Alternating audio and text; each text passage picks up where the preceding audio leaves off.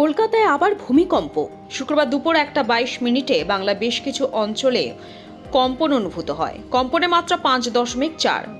ভূমিকম্পের উৎসস্থল খুলনায়। পশ্চিমবঙ্গের টাকি থেকে যার দূরত্ব প্রায় 26 কিলোমিটার। কম্পন অনুভূত হয় মায়ানমারে। সেখানে রিক্টার স্কেলে কম্পনের মাত্রা ছিল 6। এছাড়া ইন্দোনেশিয়াতেও ভূমিকম্প হয়েছে বলে খবর। আতঙ্কিত মানুষজন অফিস এবং বাড়ি থেকে রাস্তায় বের হয়ে আসেন।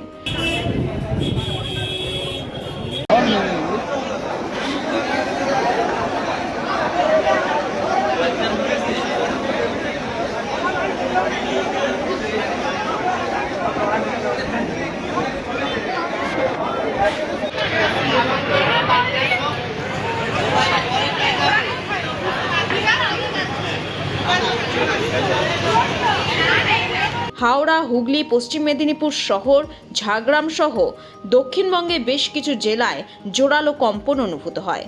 কোনো কোনো এলাকায় বাড়ি এবং আবাসন নড়ে ওঠে। বন্ধ থাকা সিলিং ফ্যান দুলতে থাকে। এখনো পর্যন্ত হতাহতের খবর নেই, তবে ক্ষয়ক্ষতি সম্পর্কে এখনো জানা যায়নি।